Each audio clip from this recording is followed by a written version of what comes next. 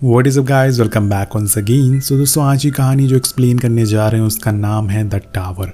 तो कहानी शुरू होती है और हमें दो ट्विन टावर दिखाए जाते हैं जो अभी नए बनकर तैयार हुए हैं। ये पूरे शहर की कुछ सबसे बड़ी इमारतों में से शामिल है और इसके मालिक है मिस्टर जो, जिन्होंने टावर में आज एक ग्रांड पार्टी रखी हुई है जिसके लिए वो दुनिया भर के कुछ नामी लोगों को बुला रहे हैं। और मिस्टर जो इस पार्टी के लिए एक आर्टिफिशियल स्नोफॉल भी करवाने वाले हैं जो कि अभी तक कहीं भी नहीं हुई है। वहीं दूसरी तरफ टावर में आज की पार्टी की तैयारी बहुत ही तेज़ी से चल रही होती है। वहाँ के सारे वर्कर्स अपना काम बखूबी कर रहे थे, पर इसी बीच एक चीफ से कुछ गलतियाँ हो जाती हैं और इन्हीं कारणों की वजह से किचन में आग लग जाती है। पर समय रहते हुए उसे बुझा दिया जाता है, लेकिन इस बात से टावर का मैनेजर बहुत ही नाराज़ होता है क्योंकि इससे उनकी काफ़ी बदनामी हो रही थी। अब वो उस किचन के इंचार्ज को बुलाता है जिसका नाम था जूली। उसके आने पे मैनेजर उसे खूब भला बुरा सुनाता है, लेकिन तभी वहाँ का मेंटेनेंस मैनेजर आ जाता है जो उन्हें बताता है कि इसमें किसी की गलती नहीं है। अब लोगों के पूछने पर वो इसकी वजह बताता है क्योंकि इस किचन को बड़ा बनाने के चक्कर में इसके वेंटिलेशन को बहुत ही छोटा बनाया गया है और साथ में यहाँ की अब वाटर पाइप्स भी काम नहीं कर रही है। ये सब सुन के मैनेजर का मुंह बन जाता है और वो वहाँ से चला जाता है, लेकिन जो सच है वो तो बताना ही पड़ेगा। उसके जाने के बाद सारे लोग अपने कामों में लग जाते हैं। वहीं दूसरी तरफ हमें फायर फाइटर्स का एक ग्रुप दिखाया जाता है जिसमें एक नया लड़के की एंट्री होती है। वो वहाँ पे सबसे छोटा होता है और सारे लोग उसे सरप्राइज देने के लिए उसके साथ एक प्रैंक करते हैं और बाद में उसे उसका यूनिफॉर्म देते हैं। ये देख के वो लड़का थोड़ा इमोशनल हो जाता है और बहुत ही खुश भी होता है। और इधर हम दूसरे कैरेक्टर मेंटेनेंस मैनेजर डायू की बेटी को देखते हैं जो टावर में उसे मिलने आई थी, लेकिन वो इतना बिजी होता है कि वो अपनी बेटी जूली को देखने को कह देता है और पाइप्स को चेक करने चला जाता है। और यहाँ उसे पता चलता है कि इंजीनियर्स ने टावर को आलीशान बनाने के चक्कर में फायर पाइप्स को सही से फिक्स नहीं किया है, जिस वजह से वो जाम हो गई है। अब इस न्यूज़ को लेके वो फ़ौरन अपने मैनेजर के पास जाता है, लेकिन वहाँ उसे उल्टा डांट ही पड़ जाती है और उसका मैनेजर पार्टी के कामों में बिजी था। वो कहता है कि तुम्हें पाइपलाइंस की पड़ी है, यहाँ इतना काम है वो तुम्हें नहीं दिख रहा है, और वहाँ से चला जाता है। अब इधर दो लोग आके मिस्टर जो को बताते हैं कि आज का मौसम बहुत ही ख़राब है और आप उस हेलीकॉप्टर से स्नोफॉल करने के आइडिया को कैंसिल कर दीजिए, लेकिन मिस्टर जो नहीं मानते और आज ही स्नोफॉल करने को कहते हैं क्योंकि उन्हें अपनी रेपुटेशन बचानी थी। वहीं दूसरी तरफ जूली दायू की बेटी के साथ काफ़ी अच्छा समय बिता रही थी ताकि उसे अकेला महसूस ना हो सके। अब सीन शिफ्ट होकर एक बार फिर से फायर फाइटर पर जाता है जहां हम दोनों ऑफिसर को दिखाया जाता है जो थोड़े इररिस्पॉन्सिबल थे। अब आप लोग सोच रहे होंगे कि बार बार इन्हें क्यों दिखाया जा रहा है, तो ये आपको थोड़ी देर में पता चल जाएगा। फाइनली अब रात हो जाती है और पार्टी शुरू हो चुकी थी। ऊपर से मौसम भी ख़राब था, वहीं दायू अभी भी फायर पाइप्स को ठीक करने में लगा हुआ था और इसी दौरान मिस्टर जो के मुताबिक स्नोफॉल शुरू कर दिया जाता है। दो हेलीकॉप्टर्स एक बॉक्स में स्नोफॉल को नीचे गिराने लगते हैं। सारे लोग खूब एक्साइटेड होते हैं और बाहर के लोग अपनी कार को स्टॉप करके इस नज़ारे को एंजॉय कर रहे थे। हर तरफ खुशी का माहौल होता है, लेकिन तभी एक हेलीकॉप्टर तेज़ हवा की वजह से डिसबैलेंस हो जाता है और जाके टावर से टकरा जाता है और फिर वही होता है जिसका हमें डर था। पूरी पार्टी में तबाही सी मच जाती है और कुछ सेकंड के लिए तो लोगों को यकीन ही नहीं हो रहा था कि आखिर ये क्या हो गया है। अब सारे लोग अपनी जान बचाकर इधर उधर भागने लगते हैं और अब यहाँ होती है उन्हीं फायर फाइटर्स की एंट्री जिन्हें हमें बार बार दिखाया जा रहा था। अब टावर के ऊपर वाले हिस्से में आग लग चुकी थी जिससे अगर नहीं बुझाया गया तो जितने भी लोग वहाँ मौजूद हैं सब के सब मारे जाएंगे। पूरे टावर में हड़कंप मच जाता है, सबको अपनी जान बचानी थी। जूली भी डायो की बेटी को लेके भीड़ के साथ एक लिफ्ट की तरफ भागती है, लेकिन उसमें पहले से कुछ अमीर लोग होते हैं जिन्हें पहले बचाया जा रहा था। मतलब यहाँ भी अमीर और गरीब के बीच में भेदभाव चल रहा है। उस लिफ्ट का गार्ड किसी को अंदर आने नहीं देता, लेकिन मौत किसी को भी आ सकती है, चाहे वो अमीर हो या फिर गरीब हो। नीचे जाते ही लिफ्ट में आग लग जाती है जिसकी फ्लेम्स ऊपर तक पहुंच जाती है और लिफ्ट में सारे जो लोग मौजूद थे वो सभी के सब मारे जाते हैं। अब जूली बच्ची को लेके भागने लगती है और उधर दायू कैमरे में अपनी बेटी को ढूंढ रहा था और तभी वो उसे दिख जाती है। वो फौरन उसे बचाने के लिए निकल जाता है। वहीं दूसरी तरफ फायर फाइटर्स के कैप्टन स्पॉट पे आने से पहले अपनी वाइफ से बात करते हैं। उन्हें अच्छे से पता था कि शायद वो अपनी फैमिली से आखिरी बार बात कर रहे हैं, पर उन्हें अपनी ड्यूटी निभानी है चाहे कुछ भी हो जाए। अब कुछ समय बाद फायर फाइटर्स की काफ़ी गाड़ियां स्काई टावर के पास पहुंच चुकी थी, लेकिन इनके पास इतनी बड़ी सीढ़ियां नहीं थी जिससे ये 60 फ्लोर पर पहुंच जाए। तो ये प्लान बनाते हैं कि ये लोग 19वें फ्लोर तक जाएंगे और वहीं से सबको रेस्क्यू करेंगे। अब पूरी दुनिया की मीडिया यहाँ पहुँच चुकी थी, जिसकी वजह से पूरे शहर को पता चल चुका था कि स्काई टावर में आग लग चुकी है और इनकी बहुत ही ज़्यादा बदनामी होना चालू हो गई थी।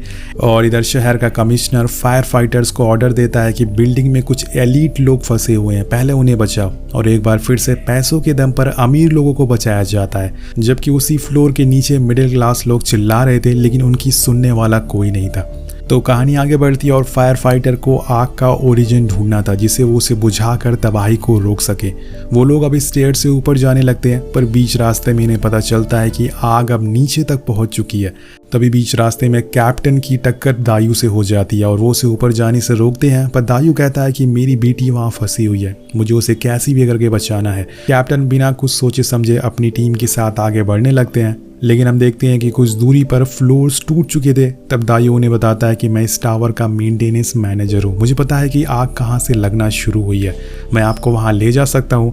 कैप्टन फौरन उसे वो जगह बताने को कहते हैं, जिसके बाद कैप्टन की पूरी टीम और दायू सर्वर रूम के लिए निकल जाते हैं। लेकिन वहाँ जाना इतना आसान नहीं था, वहाँ आग चारों तरफ फैल चुकी थी, लेकिन वो बड़ी मुश्किलों से वहाँ पहुँच जाते हैं और फायर फाइटर्स दीवार को तोड़कर अंदर जाने लगते हैं। और तभी दायू वहाँ से जाने लगता है अपनी बेटी को बचाने के लिए। कैप्टन उसे रोक के एक वॉकी टॉकी और एक ऑक्सीजन सिलेंडर दे के कहते हैं कि जब तुम्हारी बेटी तुम्हें मिल जाए तो मुझे बता देना, मैं तुम लोगों को लेने आ जाऊंगा। इसके बाद वो लोग आगे बढ़ते हैं सर्वर रूम के लिए, लेकिन वहाँ इतनी आग फैल चुकी थी कि ये लोग उसे बुझा नहीं सकते थे। वहीं दूसरी तरफ दायू को बीच रास्ते में एक बूढ़ी लेडी मिलती है, जिसकी हालत बहुत ही ज़्यादा ख़राब थी, वो चल नहीं सकती थी। दायू उसे कहता है कि मुझे मेरी बेटी को बचाने जाना है, तो वो लेडी दायू को अपने बेटी की ट्यूशन फीस देती है और कहती है कि प्लीज़ आप ये उसे दे देना। तो आप सोच सकते हैं कि एक माँ जिसकी हालत इतनी ज़्यादा ख़राब थी, लेकिन उसे अपने बेटी की ट्यूशन फीस पड़ी थी। अब दायू उसे अपने साथ ले लेता है और कुछ दूरी पर उसे उसका दोस्त मिलता है, जो उसे बताता है कि तुम्हारी बेटी अभी भी जिंदा है, चलो मैं तुम्हें उसके पास लेके चलता हूँ। पर अब तेजी से आग बढ़ती जा रही थी और इधर सर्वर रूम में कैप्टन अपने साथियों को बचाने की कोशिश कर रहे थे, लेकिन आग बहुत ज़्यादा बढ़ चुकी थी, इसलिए वो खिड़कियों को तोड़ने लगते हैं जिससे कि आग बाहर जा सके, लेकिन इससे कुछ खास फर्क नहीं पड़ता। अब वो लोग डिसाइड करते हैं कि वहाँ पे फंसे हुए हेलीकॉप्टर को वो ब्लास्ट कर देंगे, जिससे कि एक बार में ही सारा पेट्रोल खत्म हो जाएगा और आग बुझ जाएगी। वो ऐसा ही करते हैं और उनका प्लान कामयाब हो जाता है, लेकिन इसमें उनकी जान जाती जाती बचती है। अब इनकी मुसीबतें कम हो नहीं रही थी, लेकिन तभी मिस्टर जो कि इस बिल्डिंग के मालिक हैं, वो आग को कंट्रोल करने के लिए फायर वॉल ऑन कर देते हैं, जिससे पूरी बिल्डिंग के दरवाजे बंद होने लगते हैं और जो लोग जहां फंसे थे वहीं ही रह जाते हैं। मिस्टर जो को बस अपने टावर की फिक्र थी, ना कि लोगों की। और जब दायू ये देखता है तो वो किसी तरह से अपने लोगों को बचाकर फायरवॉल के पीछे लाता है और फिर खुद उसके पार चला जाता है और फाइनली उसे यहाँ अपनी बेटी मिल जाती है। पर यहाँ उनके साथ और भी लोग मौजूद थे। वो फ़ौरन वॉकी टॉकी से कैप्टन को बताता है कि उसे उसकी बेटी मिल गई है, पर यहाँ और भी लोग मौजूद हैं, तुम्हें उन्हें फ़ौरन बचाना होगा। वो फ़ौरन उसके पास जाने लगता है, पर इसी बीच उसके पास कमिश्नर का मैसेज आता है। अब कमिश्नर कहता है कि एक मिनिस्टर और उनकी फैमिली वहाँ पर फंसी हुई है, तुम्हें उनके पास जाना होगा। कैप्टन कहता है कि सर मैं अपनी टीम उनके पास भेज दूंगा, मुझे दूसरी जगह जाना है, वहाँ काफ़ी लोग फंसे हुए हैं। पर कमिश्नर उसे ऑर्डर देता है और अपनी टीम को वहाँ पर ले जाने को बोलता है। अब जब ये लोग उनके रूम में पहुंचते हैं तो मिनिस्टर और उसकी वाइफ आराम से सोफे पर बैठे होते हैं और कैप्टन के पहुंचते ही मिनिस्टर उस पर चिल्लाने लगता है, पर वो कुछ भी बोल नहीं सकता क्योंकि औहदे में वो उससे बड़ा है। तभी उसकी वाइफ कहती है कि और लोग कहाँ हैं, दिख नहीं रहे हैं। सारे फायर फाइटर घबरा जाते हैं कि और भी लोग हैं और तभी एक डॉग कमरे से बाहर आता है जिसे पकड़कर उसकी वाइफ रोने लगती है। तब और ये देखकर कैप्टन का गुस्सा काबू से बाहर हो जाता है। वो कमिश्नर को मैसेज पे गालियां सुनाता है और कहता है कि आपने कहा था कि यहाँ 6 लोगों की फैमिली फंसी हुई है, यहाँ पर सिर्फ एक कुत्ता और 2 लोग हैं। अब गुस्से में बोलकर वो वॉकी टॉकी बंद कर देता है। इसके बाद वो दायू और उसके साथ फंसे हुए लोगों को बचाने के लिए निकल जाता है। पर तभी हम देखते हैं कि जहाँ पे ये लोग छुपे हुए थे उसके पास की दीवारें ढहने लगती है और फिर एक एक करके वो पूरा फ्लोर ढह जाता है। लेकिन जूलिया और डायो हिम्मत करके वहाँ के सारे लोगों को बचा के एक कॉर्नर तक ले जाते हैं अब वहाँ से आगे का कोई भी रास्ता नहीं था क्योंकि ये लोग बिल्डिंग के एंड तक पहुँच चुके थे। तभी जूली को एक लिफ्टर दिखता है जो फायर फाइटर छोड़कर चले गए थे। वो सारे लोग उसमें बैठ जाते हैं पर वेट ज़्यादा होने की वजह से वो लिफ्टर नीचे जाने लगता है। लेकिन तभी दायू उसे रोकता और सबको एक एक करके नीचे वाले फ्लोर पर उतार देता है जहाँ अभी तक आग नहीं पहुँची थी। लेकिन इसी बीच वो लिफ्टर नीचे गिर जाता और उसमें कई लोग मौजूद थे जिससे कि उनकी भी मौत हो जाती है। इधर हम एक बियोंग नाम के फाइटर को देखते हैं जो फ्लोर पे दब गया था, लेकिन वो अपनी जान जैसी भी करके बचा लेता है। वो आगे बढ़ता है तो उसे एक शोर सुनाई देता है और जब वो उसे फॉलो करता है तो देखता है कि कुछ लोग पूल में खुद को बचाए हुए थे और वो गॉड से रोते हुए प्रे कर रहे थे कि उन्हें वो बचा लेता है। तभी वो बियोंग को देखते हैं और उन्हें लगता है कि वो कोई एंजल है जो उन्हें बचाने आया है। वेल गाइस, ये फायर फाइटर भी किसी एंजल से कम नहीं है। अब नीचे जो फायर फाइटर बाहर आ गए थे वो खुद की झुलसती हुई बॉडी को पानी से ठंडा करने की कोशिश कर रहे थे और कुछ अभी भी अंदर आग को बुझाने में लगे हुए थे। वहीं दायू अपने 7 लोगों से कहता है कि हमें उस ब्रिज तक जाना होगा जो दूसरे टावर से अटैच है, जिसकी मदद से हम दूसरी बिल्डिंग में जा सकते हैं। और उन्हें वहां जाते हुए कैप्टन देख लेता है। अब वो फौरन जाकर ऊपर उन लोगों को रोकता है और बताता है कि ये ब्रिज किसी भी समय कोलैप्स हो सकता है और हमें एक एक करके उस तरफ जाना होगा। वो सबसे पहले अपने एक साथी को उस तरफ भेजता है, जिसके बाद वो दायू की बेटी को सबसे पहले उस तरफ भेजता है और इसके कुछ देर बाद वो एक प्रेग्नेंट लेडी को जाने को कहता है। अब दोनों धीरे धीरे आगे बढ़ने लगते हैं पर तभी दायू की बेटी डरने लगती है और वहीं रोने लगती है और ये देखकर उसके पीछे प्रेग्नेंट लेडी भी बहुत ही ज़्यादा डर जाती है। लेकिन वो हिम्मत नहीं हारती और आगे बढ़ती है। लेकिन इसी बीच एक बेवकूफ़ आदमी जो कि स्टाफ का मेंबर होता है वो आ जाता है और भागते हुए ब्रिज को पार करने लगता है, जिससे कि ब्रिज का एक पैनल टूट जाता है और उसकी नीचे गिरने की वजह से मौत हो जाती है। तभी कैप्टन आके उस प्रेग्नेंट लेडी को बचा लेते हैं और उसे सेफली पार करा देते हैं। वहीं कैप्टन का एक साथी दायू की बेटी को गोद में उठाकर भागने लगता है जिससे कि उसकी जान बच सके, लेकिन ऐसा हो नहीं पाता। उसके टावर पे पहुंचने से पहले ही पूरा ब्रिज टूट जाता है और ये देखकर दायू पूरी तरह से रोने लगता है, पूरी तरह से टूट जाता है। तो अब दोनों ब्रिज के रास्ते टूट चुके थे, इसलिए कोई भी दूसरी ब्रिज तक नहीं जा सकता था। कैप्टन दायू को समझाते हैं कि तुम्हारी तरह ही न जाने कितने पेरेंट्स ने, न जाने कितने माँ बाप ने अपने बच्चों को आज खो दिया है। सोचो उन पे क्या बीत रही होगी। तुम्हें हौसला रखना होगा और खुद की जान बचानी होगी। इधर नीचे इंजीनियर्स बताते हैं कि अब दोनों टावर्स ज़्यादा देर तक टिकने नहीं वाले हैं क्योंकि आग की वजह से सारा लोहा पिघल रहा है और जो बचा हुआ है वो अब तेज़ी से गर्म होता जा रहा है, जिसकी वजह से टावर के गिरने से आसपास के लोगों की जान जा सकती है। इसे रोकने का एक ही उपाय है, हमें एक टावर को खुद गिराना होगा, उसे डिमोलिश करना होगा, जिससे कि वो रिवर की साइड में गिर जाएगा और किसी को कोई नुकसान नहीं होगा। पर कमिश्नर कहता है कि हमारे पास इतना टाइम नहीं है, हम बॉम्ब लगा सकते हैं। तो इंजीनियर कहता है कि क्यों ना आप अंदर मौजूद फायर फाइटर से कहें कि दोनों वाटर टैंक को खाली कर दे। इससे टावर का वज़न कम हो जाएगा और टावर थोड़ी देर तक और खड़ा रह सकता है और इससे हमें बॉम्ब लगाने का टाइम भी मिल जाएगा। कमिश्नर फ़ौरन कैप्टन को कांटेक्ट करता है और उसे वाटर टैंक को खाली करने को कहता है, पर उसे पता ही नहीं था कि वो कहाँ पर है और इसे कैसे खाली करा जाए। तभी वहाँ मौजूद दायू कहता है कि मुझे पता है कि उसका एक्सेस कैसे है, मेरे पास उसका एक्सेस है, मैं उस वाटर टैंक को खोल सकता हूँ। ये सुन के कैप्टन उसे फ़ौरन अपने साथ उन टैंक्स के पास ले जाते हैं जहाँ पे हज़ारों गैलन वाटर स्टोर किया हुआ था। अब दायू अपने एक्सेस से उन टैंक्स को ओवरलोड कर देता है, जिससे कुछ देर बाद वो ब्लास्ट हो जाते हैं और सारा पानी बाहर आ जाता है, जिससे कि बियोंग के साथ ही जो कि आग में फंसे हुए थे, इससे उनकी भी जान बच जाती है। और इसी बीच कैप्टन के पास उसके एक साथी का मैसेज आता है कि उनकी जान बच गई है और तभी उसके पीछे से दायू की बेटी की आवाज़ आती है, जिसे सुन के वो फ़ौरन उसे वॉकी टॉकी ले लेता है और उसे बात करने लगता है। मतलब दायू की बेटी अभी भी जिंदा थी, उसे यकीन ही नहीं हो रहा था कि वो बच गई। दायू अपनी बेटी से वादा करता है कि वो कैसी भी करके उसे ज़रूर मिलेगा, बस वो हौसला रखे। इसके बाद हम देखते हैं कि कुछ बड़े लोग को रेस्क्यू कर लिया जाता है हेलीकॉप्टर से, पर एक फायर फाइटर हेलीकॉप्टर में दायू की बेटी को भी बैठा देता है ताकि उसकी भी जान बच जाए। लेकिन अभी भी बहुत सारे लोग चीख रहे थे, चिल्ला रहे थे अपनी जान बचाने के लिए। अब दायू के साथ जो बचे हुए लोग थे वो आगे बढ़ने लगते हैं और बीच में दायू को बियोंग और उसके साथी के लोग मिल जाते हैं, जिसे लेके वो आगे बढ़ने लगता है। पर इन लोगों को ज़रा भी अंदाज़ा नहीं था कि इस टावर को कुछ ही देर में उड़ाया जाने वाला है।